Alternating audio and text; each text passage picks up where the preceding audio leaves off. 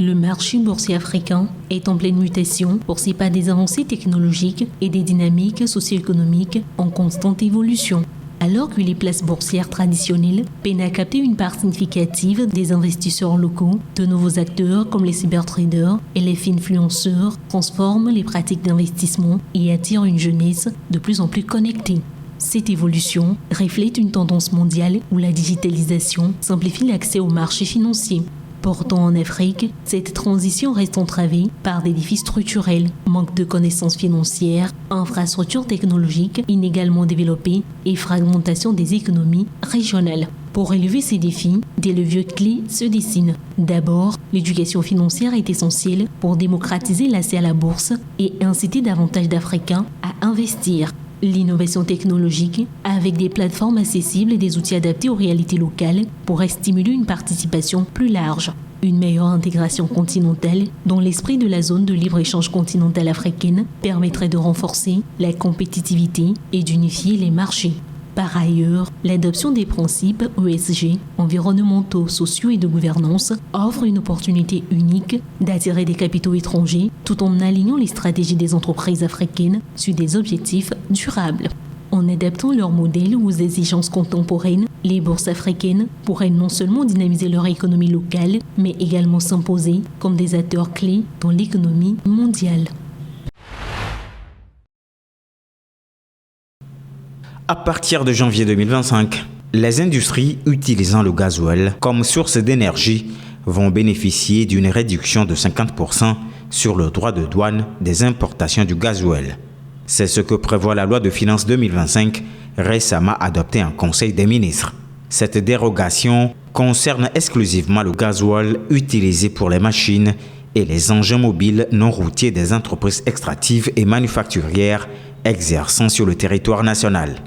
Cette disposition de la nouvelle loi de finances a pour but, selon l'exécutif togolais, de soutenir les entreprises locales. Ainsi, l'Office togolais des recettes OTR rendra public dans les jours à venir une liste des entreprises éligibles à cette disposition de la loi de finances.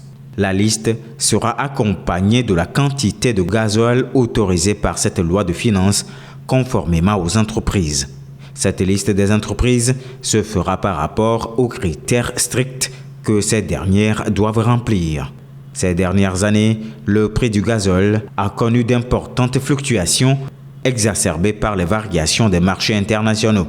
En mars 2022, le litre du gazole est passé de 520 francs à 605 francs CFA. Une nouvelle hausse l'avait porté à 660 francs CFA en mai 2022 pour atteindre le pic de 850 francs CFA en juillet de la même année. Une accalmie a été observée en janvier 2023, rabaissant le litre de gasoil à 775 francs. Par ailleurs, le ministère chargé du commerce a été désigné comme seul responsable de contrôle et de l'application de cette nouvelle disposition de la loi de finances 2025.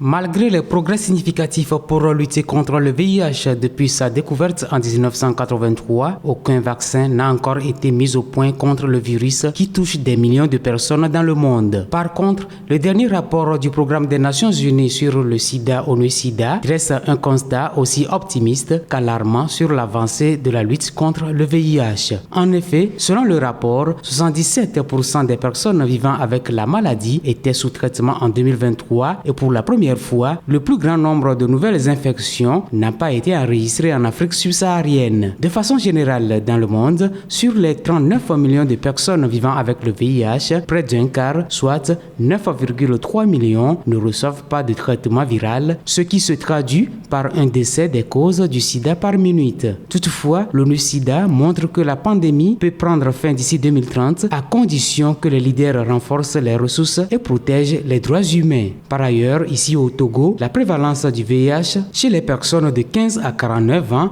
est de 1,6%. 105 000 personnes vivent avec la maladie.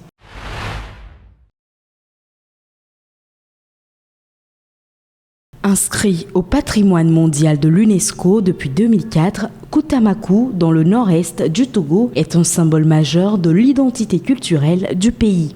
Ce site abrite les Takienta, habitations emblématiques en terre crue du peuple Batamariba, témoins d'un savoir-faire architectural et d'un patrimoine culturel unique.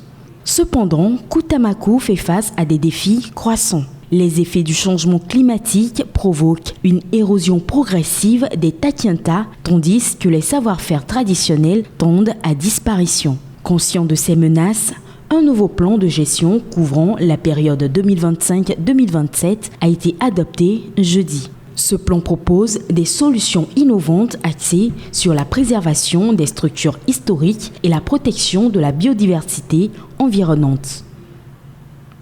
Une gouvernance participative est mise en avant avec une implication active des communautés locales dans les efforts de conservation. En parallèle, un projet de valorisation du site, validé en février dernier, mobilisera 3 milliards de francs CFA pour améliorer les infrastructures, créer des espaces de reboisement et d'autres initiatives. L'objectif est de restaurer l'image de Kutamaku tout en respectant les normes internationales qui ont conduit à son inscription au patrimoine mondial. Ces efforts conjoints visent à sauvegarder un patrimoine exceptionnel tout en répondant aux défis modernes. Kutamaku incarne un enjeu majeur, préserver un héritage vivant dans un monde en constante évolution. La mise en œuvre de ce plan sera cruciale pour garantir l'avenir de ce joyau culturel.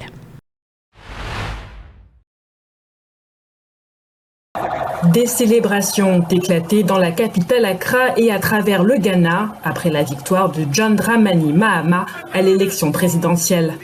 Candidat du principal parti d'opposition, le Congrès national démocratique, il a battu le vice-président sortant Mahamoudou Bawumia du nouveau parti patriotique.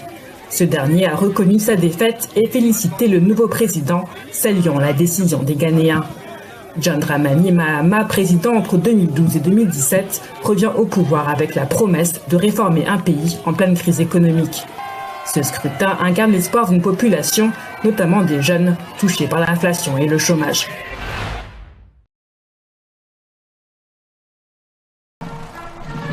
Emmanuel Macron a réuni samedi Donald Trump et Volodymyr Zelensky en marge de la réouverture de la cathédrale Notre-Dame. Le président français a d'abord reçu le président élu américain qui se déplaçait pour la première fois à l'étranger depuis sa réélection. Emmanuel Macron s'est ensuite entretenu avec le président ukrainien avant une rencontre trilatérale. Volodymyr Zelensky, qui a profité de son passage à Paris pour s'entretenir avec la présidente géorgienne Salomé Zourabichvili et le chancelier autrichien Karl Nehammer, espère pouvoir continuer à compter sur le soutien américain après la fin du mandat de Joe Biden. Le président ukrainien veut aussi éviter que l'Ukraine soit lésée dans de possibles futurs accords de paix avec la Russie. Zenith Bank a inauguré sa succursale parisienne pour renforcer le commerce et les investissements entre l'Europe et l'Afrique. Inaugurée le 27 novembre par le ministre des Finances du Nigeria, Wale Edun, cette succursale offrira des services de banque d'entreprise, de financement de commerce et de gestion de trésorerie. La directrice générale Dame Ada Ora Umeoji a souligné que cette succursale renforcera les échanges entre le Nigeria et la France, rappelant que le Nigeria représente 20% du commerce de la France avec l'Afrique subsaharienne. Elle a également annoncé des projets d'expansion en Afrique francophone, notamment en Côte d'Ivoire et au Cameroun. Ce lancement reflète l'agenda pro-business du président Macron, renforçant les échanges Nigeria-France et l'arrivée de 4 banques nigérianes en France. La réaction de l'industriel nigérian Aliko Dangote.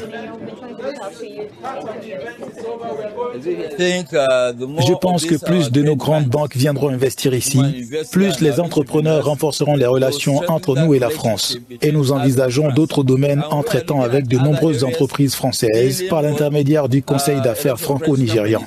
Il se passe donc beaucoup de choses. Alhaji Abdul Samad Rabiou, président du groupe BUA, n'y voit que des avantages économiques.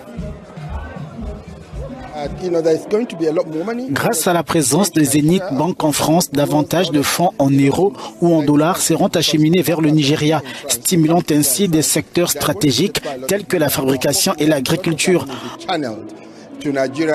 En nouant de partenariats solides avec des acteurs internationaux capables de soutenir ces initiatives et d'offrir des solutions concrètes, le Nigeria pourra relever les défis majeurs, notamment en matière de sécurité alimentaire. L'inauguration a coïncidé avec une visite d'État en France du président nigérien Bola Ahmed Tinubu, la première pour un dirigeant nigérian depuis 20 ans.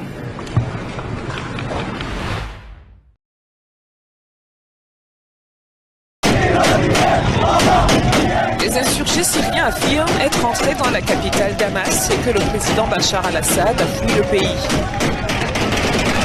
C'est le point culminant d'une avancée fulgurante qui a commencé le 27 novembre dernier dans d'autres villes de Syrie.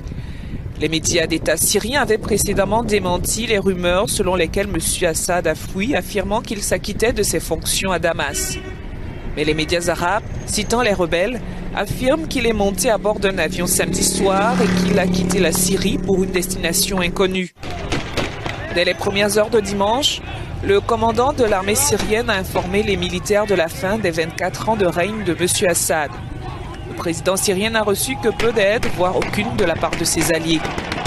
La Russie a immobilisé la plupart de ses forces dans la guerre en Ukraine et le Hezbollah basé au Liban a été affaibli par le conflit qui l'oppose depuis 1 an à Israël.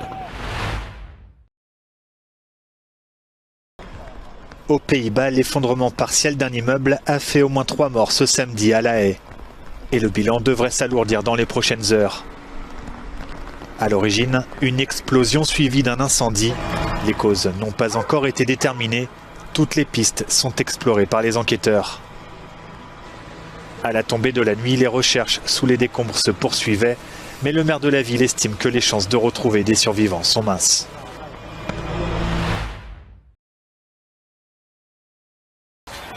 Le Bitcoin a franchi un cap historique atteignant les 100 000 $ pour la première fois. Ce bond intervient après que le président élu des États-Unis, Donald Trump, a dévoilé les noms des membres de son administration, ravivant les espoirs d'un environnement plus favorable aux crypto-monnaies. Depuis le 5 novembre, le prix du Bitcoin a augmenté de près de 45%.